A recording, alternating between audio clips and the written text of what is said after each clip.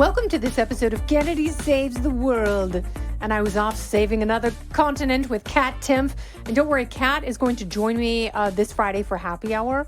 And we're going to enjoy a South African mocktail, as one does. One is regaling oneself with tales of life and death. Now, I'm not going to get into the parts that Kat and I will talk about specifically, and we're going to have a very hard time narrowing things down because this trip was amazing. And for those of you who have been on safari in Africa, you know it's one of those trips that no matter what you do or what you plan for, it never turns out exactly how you think it's going to. And it changes a part of your soul. And that is absolutely what happened here. And one of the things that really struck me, because we were in we only went to South Africa. We were in two parts in Kruger National Park, which is where a lot of people go, and also in another region called Sabi Sands, which is where the Sabi River and the Sand River meet. There's a very fertile, beautiful, lush area with lots and lots of wild game. We started just outside of Kruger and spent 3 days there. And the thing that strikes you first is there are no fences. There are no fences. There are no boundaries in between these parks, but there are also no fences or boundaries at the lodges themselves. So you really have to disconnect with the feeling of safety that some outside force is going to keep you safe. And I think that's a lot of the misunderstanding we operate under when we're in, these very crowded metropolises like New York City, like Chicago, like LA. We assume that something else is going to keep us safe.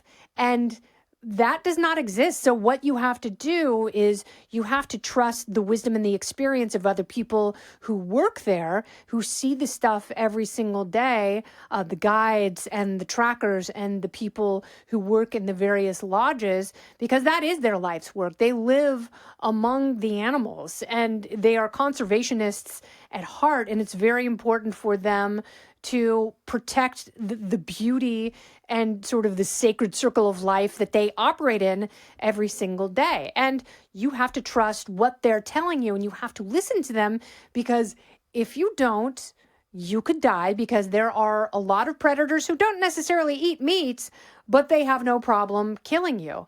And it would be no surprise. And this happened the first night that we were there. When you are at a hotel or resort, you're just kind of walking around, maybe looking at your phone, not really paying attention. And we realized pretty quickly that we were doing that and it was pretty dumb, because we were walking. And by the way, because the big, vicious, bloodthirsty predators are out at night, you can't just walk around the lodge and go from the dining area to your room by yourself. You have to be escorted by security. And so, we're walking through with our security guard, and two hyenas are just strolling right next to us. And it's very interesting because we were out on safari the next day, and you see hyenas, you think Lion King and Whoopi Goldberg, and then you think of someone farting on TV who says really dumb things. So we're on safari the next day, and the guide stops, and the guide is the one who drives the safari vehicle. This person, we had two male guides. They know everything. They've seen this stuff. In order to become guides, they essentially have to sleep outside in the wild for 6 weeks with no tents. Maybe someone has a rifle. There's always a fire going. Someone is always keeping watch. You're listening for and watching everything, tracking animals. So they have balls of steel and a great deal of wisdom packed into their brains. So we're driving through the next day, and we stop, and the guide was like, okay, look at that. Tell me what that is. And it looks like a white cylinder, like a lumpy piece of white pipe. And I said, it looks like plaster of Paris. And he said, that is dung. And I said, there's no way, because it's completely white. And I was like, is it petrified poop? And he said, no, guess what animal made that? And I was like, I don't know. And he said, hyenas, they eat bones. And I was like, Oh my God. So the hyenas that walked right next to us, if they turned and didn't like us, we said, yep, they would have snapped your arm off and crunched the bones and gone yum, yum, yum. So that was one of the first things, is this idea of safety. You're not necessarily safe, but you have to be constantly aware. You have to observe. You have to know how to comport yourself, and you have to get rid of the notion that you deserve safety. You deserve a safe space. You don't necessarily. Like, you go there, you go on safari to see life as it was intended, and not necessarily this projection of life that we have created that also, there's a great deal of balance when you're there. And, there we saw a 1-day-old elephant with its umbilical cord still attached.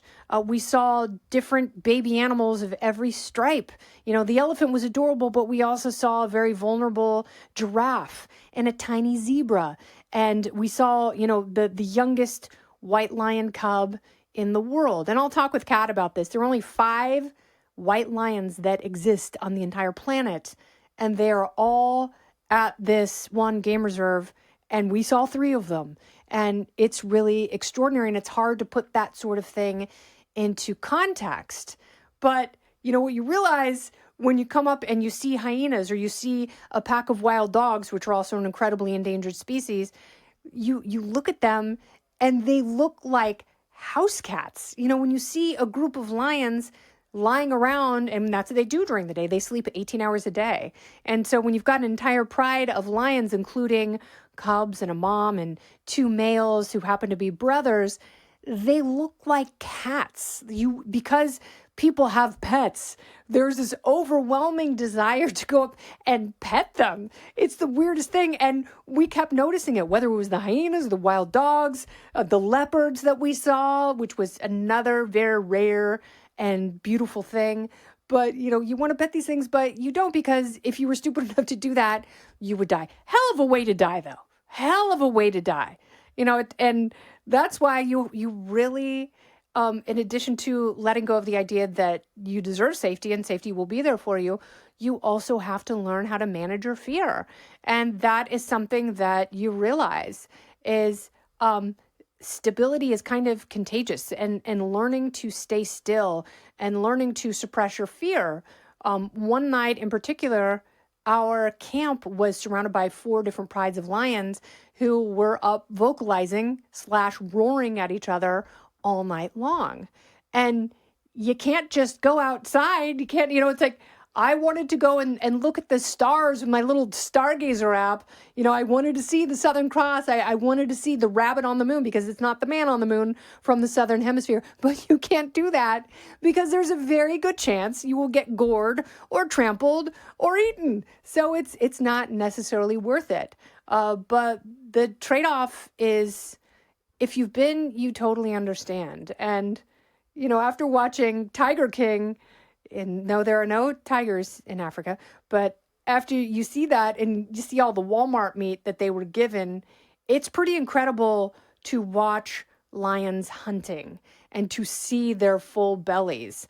And you see the impala who are running all around you, to the point where, and this is sad, and we talked about this amongst ourselves, it's sad that people are like, oh yeah, there's another impala. Because it's like, they're amazing, beautiful creatures with these incredible faces and these giant black doe eyes and twitching ears. And they're terrified because they're small and delicious. And they call them the happy meals of the bush, because they're so easy to eat, because there are so many of them. And they can't outrun everything, and neither can you. So while you have this precious time on Earth, and Kat and I will get into it, because we had so many terrifying and hysterical adventures. There are things we can only get into with each other, which we will do in longer form on Friday's happy hour. But it made me really appreciate travel, because the farther you travel from home, the more likely you are to run into people who also love to travel. And that's one of the greatest things, is sitting down and hearing people's stories and adventures and getting recommendations of the next place to go. And I've said this many times on the podcast, it doesn't matter your budget. Like, you can go first class. You can fly in a private jet. You can stay in 6-star mansions, wherever you want to go. Or you can go on a budget and still see extraordinary, life-changing things. Africa is no exception. And there's so many parts and there's so many special aspects in every country and in every region. And if you've ever had the desire to do that, I recommend it. It is so worthwhile. And it really does. You see the African sunrise and it changes your soul. This has been Kennedy Saves the World. I'm Kennedy.